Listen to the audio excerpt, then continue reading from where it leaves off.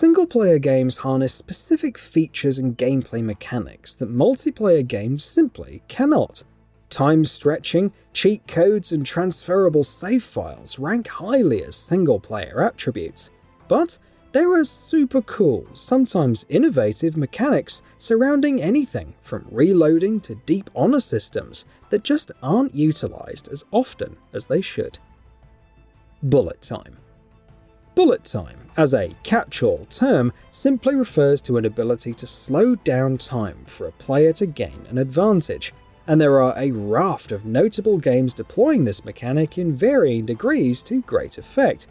Red Dead Redemption's Dead-Eye mechanic, Fallout 4 VATS, and of course the Max Payne series spring to mind.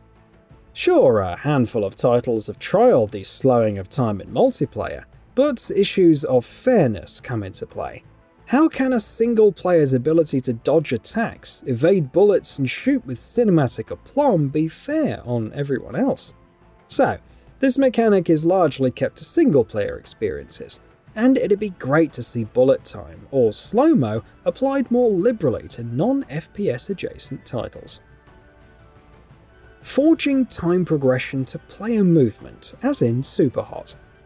Bullet time, or slow-mo mechanics, are ordinarily tied to special abilities. Depending on the game, it's a limited use ability that's super satisfying to pull off.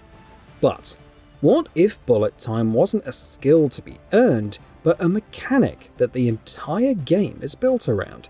Enter Superhot, an FPS title where time progression is tied to player movement. The action is rapid, even in slow motion, as players assess a scenario before acting in real time. It's like the fluidity of the Matrix's gun-toting action mixed with the stately mindset of a game of chess. And it'd be fantastic if more games took a power-up or special ability as gratifying as bullet time and built an entire experience around it. Complete maps. You know those open-world games where unexplored areas of the map are simply blurred or smudged out? Well, wouldn't it be better if a complete map was visible from the off? Not that every single point of interest should have a corresponding icon straight away though. No, exploration should reward players with things to do.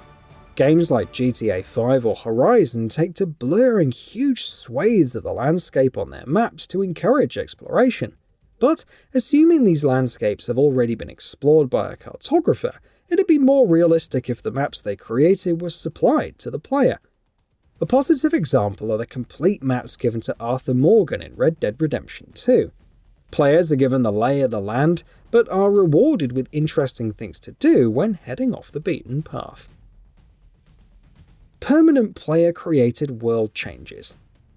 Some games make exceptional use of permanent player-induced changes. See the infamous series or the Middle-earth Shadow of Mordor and war games, where player actions have strong tangible effects on the game world.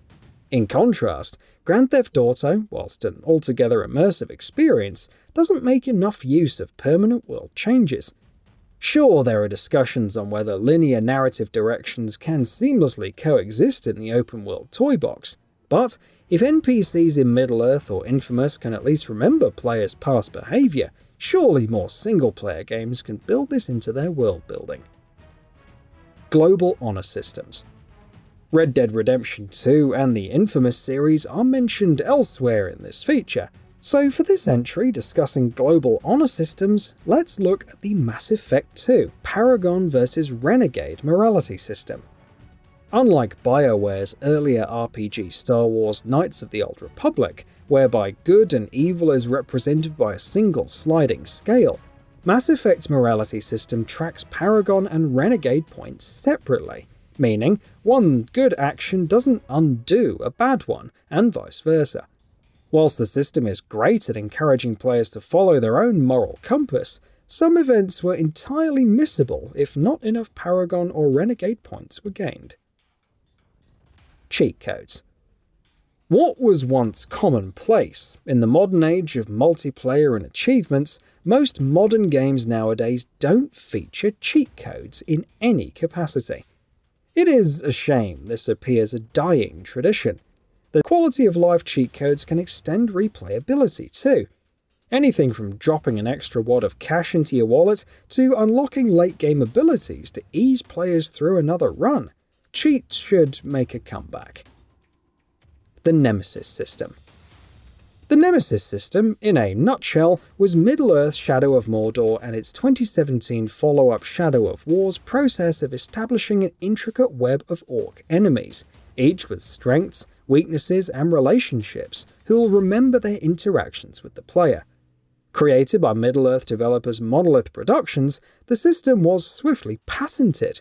So, whilst games such as Watch Dogs Legion exhibit an in-depth NPC ecosystem akin to Nemesis, no other game since 2017's Shadow of War has harnessed it.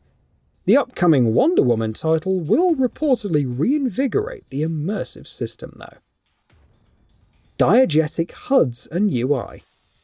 A screen packed with health bars, strength gauges, waypoints, and icons can lead to lost immersion in the player. All of those distractions, when overdone, can break a player's relationship to a game's environment. In contrast, a diegetic HUD and UI are designed to fit right into a game's narrative, like it's something the player character would interact with in their world. Dead Space's ingenious decision to weave vital health and stasis stats to the back of Isaac Clarke's suit sits right up there as one of the most immersive ways games have displayed HUD information to a player. Saved games carrying over. Back in the Dreamcast era, Shenmue and its sequel featured a nifty mechanic to carry over stats and collectibles from the first game to the next, meaning all of those hours practicing Ryu's karate moves on the Dobuita Street parking lot weren't wasted come the sequel. Plenty of modern games utilize this feature too.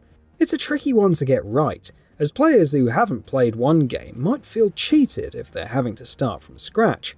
Just look at the fallout surrounding Destiny 2's Guardian data carrying over. But for an upcoming sequel like God of War Ragnarok, it doesn't entirely make sense for Kratos to begin the game having lost all the skills acquired in the preceding game. More level scaling, not just leveling up for content. Leveling up a character's skills is one of the principal ways in which developers bestow a feeling of progress onto players. The theory is sound. The more skilled a player becomes, the more abilities unlock and the stronger their character becomes. There is, however, an expectation placed on a character's level, depending on how far they are in the game. Players might grind for XP or reach an encounter woefully underpowered. Games should make better use of level scaling, whereby the game's content is tied to the current level of the character, ensuring the challenges faced by the player align with their current skill level. Degrading Weapons.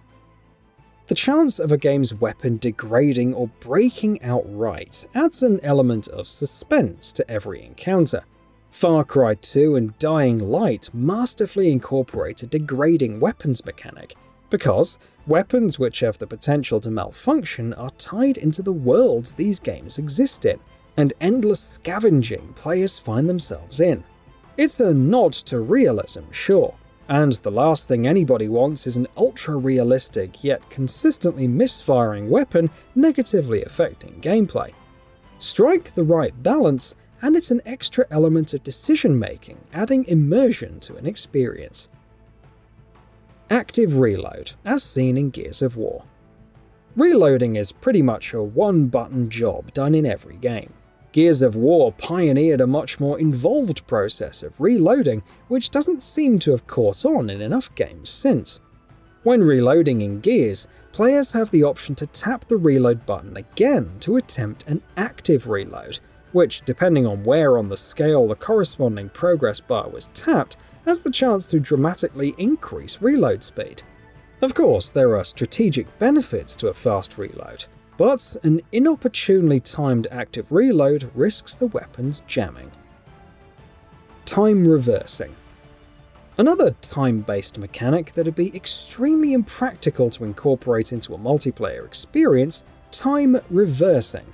Whereby, time can be rewound, is a much-used mechanic in racing games, offering the ability to retry a tricky corner rather than having an entire race ruined. Time reversal is an often overlooked feature in other video game genres though. Procedural generation. Okay, so to be fair, procedurally generated levels in games are becoming more commonplace as the game maker's toolkit becomes increasingly advanced. Rewind a decade, and FTL's procedural generation turned up random encounters to spice up each run. Fast forward to the modern day, and roguelike games like Hades are rehashing entire levels with each turn, or generating entire planets to explore, as in No Man's Sky. It is a fascinating method of making each playthrough feel new. If not full-blown procedural generation, then certainly elements of procedural generation can be incorporated into most any genre. Twin-stick control schemes. Once the darling control scheme of arcade shooters, of which titles like Nex Machina harnessed incredibly well and addictively, the twin-stick control scheme largely exists in the shadows. Brothers: A Tale of Two Sons co-opts the twin-stick mechanic, instead transplanting it into something more cerebral.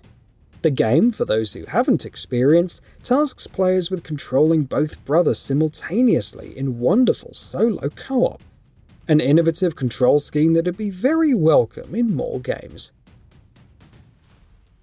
So what are your thoughts on this? Go ahead and share them in the comments below. And if you like this video, please subscribe to the channel and enable all notifications by clicking the bell icon to get new video updates.